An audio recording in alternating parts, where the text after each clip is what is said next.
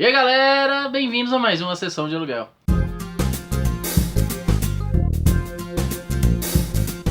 E no vídeo de hoje eu vou estar entregando as minhas vergonhas cinéfilas. Pera aí que eu vou explicar pra vocês. Hoje eu vou estar listando 5 filmes que eu sei que a grande maioria do público odeia, fala que é uma grande merda e que eu tenho consciência de que são produções muito limitadas, mas que eu adoro. O que eu posso fazer? Gosto mesmo e vou estar aqui assumindo hoje. E o primeiro filme dessa lista tem muito a ver com algo que eu gosto muito de consumir. E quem já me conhece aí do YouTube, de outros projetos que eu já tive antigamente, sabe que eu estou falando de cerveja. Sim, galera, eu gosto muito de cerveja, eu gosto muito e a minha barriguinha de chopp não me deixa mentir. E o nome do filme não poderia ser outro a não ser Beer Fest, que narra a história de dois irmãos americanos, né? Eles nasceram nos Estados Unidos e que acabaram de perder o avô, que é um imigrante alemão que está em terras americanas. E o último pedido que ele tinha deixado era que suas cinzas fossem lá jogadas na Alemanha, em sua terra natal, coisa que a avó deles fez com que eles fossem realizar esse último pedido do avô. Isso tudo enquanto está acontecendo a Oktoberfest, uma das festas que eu mais tenho vontade de ir na minha vida. Pois é, e esses dois lá andando pela Oktoberfest, curtindo e tudo mais, e mesmo com as cinzas do avô do lado, eles bebem, tornam o caneco e curtem com a galera. Eles acabam ficando sabendo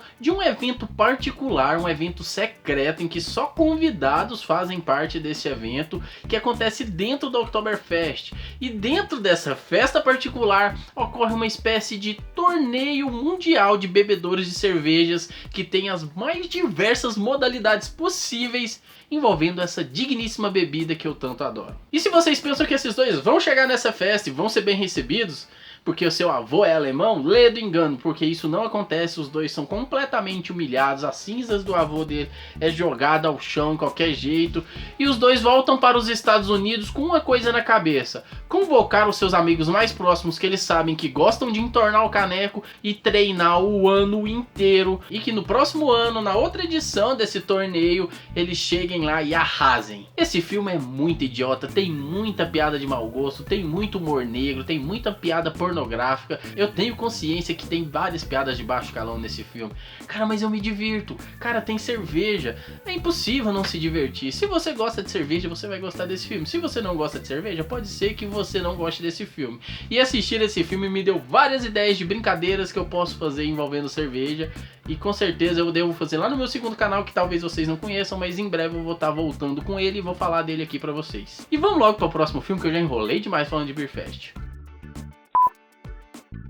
O segundo filme é O Rei da Água. Talvez vocês não conheçam esse filme, mas ele é do Adam Sandler. É, galera, eu tinha que citar um filme do Adam Sandler nessa lista. Vocês sabem que eu gosto dele, já fiz um vídeo falando de filmes bons do Adam Sandler, que por sinal a maioria deles nem são comédias. Você pode clicar no iCard aqui e conferir esse vídeo, que é um dos vídeos mais assistidos do canal. São boas recomendações, mas O Rei da Água não tá lá, porque O Rei da Água eu sei que é bem vergonha alheia gostar desse filme. O Adam Sandler aqui nesse filme, ele faz o papel de um cara que tem ali em torno de seus 29 anos, 30 anos, ali nessa meia idade ali. Ele vive com a mãe e ele é totalmente dominado por ela. O cara, ele é mó bobão, tem hora que parece que ele tem algum tipo de retardo, mas não, foi só a criação dele, que a mãe dele educou ele muito fechado do mundo e o cara acabou não absorvendo informações o bastante para poder se desenvolver. Tanto que tem várias piadas dele quando ele tá entrando na faculdade e tal, que é coisas de que o professor faz uma pergunta, ensina uma coisa, ele contradiz o professor dizendo que a mãe dele falou pra ele que era diferente. Então você já dá pra ter um teor do nível de intelecto do personagem. E ele trabalha como garoto da água em times de futebol americano. E ele é sempre humilhado, é claro, pelos jogadores. Até que um dia ele é mandado embora de um time e ele chega num outro time pra pedir emprego. E ele se oferece pra trabalhar de graça pro treinador e fala: cara, deixa eu trabalhar, ninguém pode beber essa água suja desse jeito, eu vou cuidar da água, seus jogadores vai ter água limpa e você não precisa pagar meu salário, só me deixa trabalhar aqui. O cara só não queria ficar em casa o dia inteiro e queria estar ali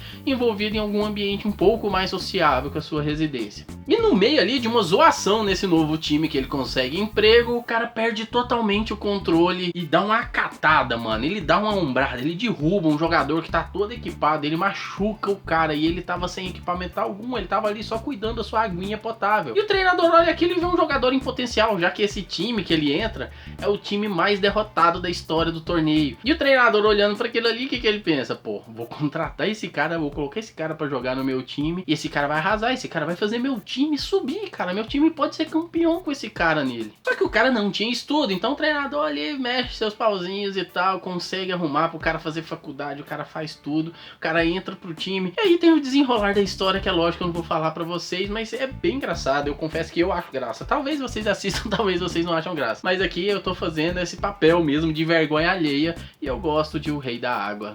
Bons tempos quando eu assisti esse filme na tela de sucessos do SBT. E se tem Adam Sandler nessa lista, não poderia faltar Nicolas Cage. Porque Nicolas Cage é sinônimo de vergonha alheia. E eu também adoro Nicolas Cage, assim como eu adoro Adam Sandler. Calma, galera, não me recriminem, mas eu gosto dos caras. Os caras têm bons filmes. Sério, eles têm muitas merdas. Tem muitas merdas, principalmente os filmes mais atuais.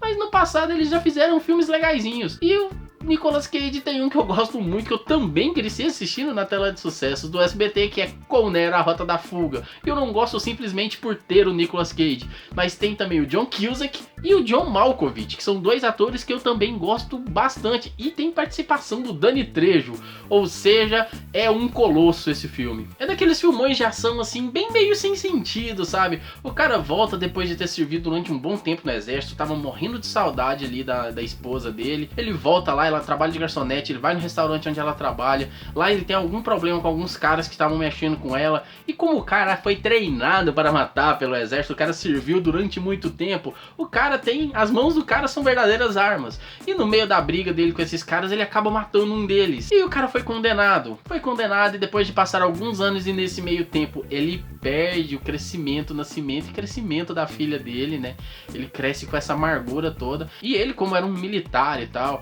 o cara tinha bom comportamento durante seu tempo na prisão. Ele foi liberado mais cedo, depois de um tempo, depois de alguns anos, se eu não me engano 7 anos, eu acho que é essa a idade que a filha dele tem quando ele é libertado. Só que ele estava preso numa penitenciária em outro estado, então eles teriam que fazer o remanejamento dele pro estado dele para ele poder ser liberado e voltar para casa. E eles põem ele de carona dentro de um avião que ia fazer o transporte dos bandidos mais perigosos dos Estados Unidos. Simplesmente isso, cara. Os bandidos mais perigosos dentro de um avião, e eles pegam um cara que tem bom comportamento, que nunca foi bandido e acabou por uma casualidade do destino sendo preso. Os caras colocam ele, não, você vai ser libertado? Vou te colocar num lugar onde só tem barra pesada. E o que aconteceu, meu povo? Os bandidos tomam conta do avião, eles dão aquele jeitinho, né, que só os bandidos sabem, eles tomam conta do avião, vira um inferno instaurado dentro desse avião, cara, é carnificina total. O John Cusack faz o tal do policial que tá lá embaixo, só que o Nicolas Cage consegue avisá-lo através de um método que eu não vou contar, que é bem bizarro. E o Nicolas Cage fica sendo a figura da polícia, a figura do militar, a figura do governo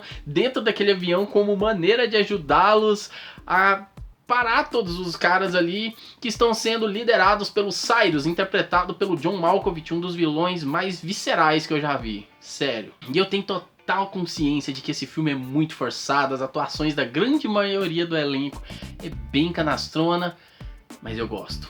Eu gosto, e na época que eu assisti no SBT eu tinha a fita que eu gravava no VHS, cara, e eu reassistia, tinha vez que eu via 2, 3 vezes no mesmo dia.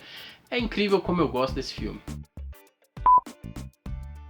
O quarto filme é outro que, cara, é amorzinho quando eu penso nesse filme. É um filme que mudava as rotinas das escolas, principalmente nos intervalos do colégio, no outro dia seguinte, né, que ele passava, que era Esporte Sangrento. Aí você me pergunta, você aí novinho, na casa dos 15, 16, 17, até 20 anos, que filme é esse Esporte Sangrento? Meus amigos, é um filme que trata de capoeira.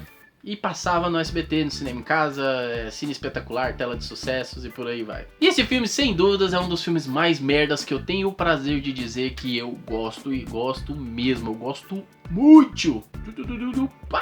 Esporte Sangrento é o tipo do filme que entra naquela singela lista de filmes que ganharam uma legião de fãs, principalmente pela época que foi produzido e pela incansável repetição dele, principalmente aqui no Brasil, pelo SBT. E ele narra a história de um ex-boina verde, né? No caso, quando começa o filme, ele ainda tá servindo o exército, que na Amazônia, aqui do lado, aqui na nossa casa, sabe? Ele até mostra isso, né? O que o exército americano tá fazendo na nossa Amazônia? O que o exército americano tá fazendo na nossa Amazônia? Eu não sei o que ele tá fazendo na nossa Amazônia, mas tava, desde aquela época. Pois é, e tá até hoje, tá pior cada dia mais. Pois é, mas ele narra a história desse ex-boina verde que ficou um bom tempo aqui na Amazônia e lá ele aprendeu com a galera local a arte da capoeira. E depois de servir o tempo necessário no exército, ele volta pra casa e chegando lá ele tem que procurar um trabalho e... O que o cara sabia fazer além de lutar capoeira? Nada. Ele acaba conseguindo um trabalho na escola em que ele estudava, que quando ele chega lá ele vê que o trem tá feio, a barra tá pesada, as gangues tomaram conta, marginal pra todo lado, e ele meio que assume uma turma com os piores alunos do colégio, os alunos mais barra pesada do colégio, e ele vai ensinar a arte da capoeira pra eles, e no meio desse aprendizado dessa arte marcial, ele ensinar boas maneiras, ele conseguir educar essa galera, trazê-los novamente pro lado bom da força. Só que como dificuldade pouca é bobagem, o líder ali da boca, né, o cara que manda no pedaço, não gosta nada disso, né, até porque a maioria desses jovens trabalhavam pra ele, e ele acaba se tornando uma pedra no sapato do Luiz, né, que é interpretado pelo Mark Dacascos. Eu esqueci de dizer isso, o Mark Dacascos é o protagonista desse filme. E aí entra uma das partes merda, saca? O cara aprendeu capoeira no Brasil, voltou pros Estados Unidos, a escola tá devastada, de tanto marginal, de tanta gangue destruindo tudo, parece uma Detroit do Robocop quase. E o cara chega lá, vai ensinar capoeira pra molecada que tá no mau caminho. E o líder da parada toda ali, o chefe das gangues e tal, o cara... ele também sabe capoeira e ele também é muito foda na capoeira. E aí, vocês sabem, né? A luta final é de capoeira, não poderia ser diferente. É um filme merda? É um filme merda. Eu gosto muito. E pra encerrar essa lista, eu tenho certeza que vocês vão rir da minha cara quando vocês ouvirem eu falar o nome desse filme. Mas o motivo de eu gostar dele é porque tem dois personagens que eu curto muito. Se você tá achando que eu tô falando de Alien vs Predador, você tá enganado. Eu gosto muito dos dois, mas eu não curto muito o filme. Eu tô falando de Fred vs Jason. Eu acho que de todos que eu falei aqui, eu acho que esse pode ser considerado o pior da lista. Ou então ele e Esporte Sangrento ficam bem pau a pau um com o outro, viu? Como eu disse, eu gosto muito dos dois personagens, muito. Eu cresci assistindo Jason, né, Sexta-feira 13, os filmes da Hora do Pesadelo com o Fred, que são dois personagens que eu gosto muito. O Fred, inclusive, é o meu personagem de filmes de terror favorito. O Jason é o meu segundo personagem favorito. Um crossover entre esses dois era algo que eu esperava desde criança, que eu sempre imaginava quando eu era mais moleque. E quando saiu esse filme, eu assisti, eu fui ver ele no cinema, eu gostei de ver ele no cinema. Depois de um tempo eu tive consciência de o quão limitado e o quão fraco, e o quão comédia de tão tosco que ele é. Mas mesmo assim eu ainda continuo gostando e eu revejo direto, cara. Até pouco tempo atrás eu revi, eu inclusive tenho o DVD desse filme aqui na minha coleção. Eu não vou procurar agora, mas eu tenho o DVD dele aqui, eu gastei dinheiro com isso. Eu tenho consciência de que ele reúne todos os clichês de filmes de terror de uma maneira muito fraca, cara. De uma maneira que, tipo, todos os outros filmes que reúnem clichês de filmes de terror reúnem muito melhor do que esse filme. Esse filme não agrega em nada ao cinema de terror, absolutamente nada. Mas ele tem o Fred e ele tem o Jason, e isso é o bastante pra eu querer assistir ele sempre que posso, sempre que lembro. Mas uma coisa eu posso confessar que é boa nesse filme, o final dele é bem interessante, cara, quando... eu não vou dar spoiler, mas o final dele deixa umas coisas em aberto que deveria ter continuação. Deveria ter continuação. Se vocês estão assistindo aí, são responsáveis por Fred vs Jason, eu quero uma continuação. Não é possível ter uma cena final daquela e não ter uma continuação. Eu necessito, quero saber o que aconteceu depois. Poxa, ora pois. Bem, galera, essa lista é muito grande, cara. Eu tenho vários filmes que eu escrevi na minha lista ali quando eu tava fazendo a minha pauta, que eu poderia ter listado aqui facilmente. E se vocês gostaram desse vídeo de vergonhas alheias, demonstre isso dando aquele like aqui embaixo e comenta as suas vergonhas alheias. Qual o filme que você tem consciência de que é ruim, mas que você gosta? Vamos ver se vocês têm coragem de assumir isso aqui nos comentários. E se esse vídeo repercutir bem, se a galera curtir esse vídeo, se vocês gostarem desse vídeo, eu faço uma segunda parte, porque eu já tenho a lista pronta. Então imaginem, vocês acham que são só esses filmes que eu acabei de falar que eu gosto e que eu tenho consciência que são... Não, não são. Tem vários outros.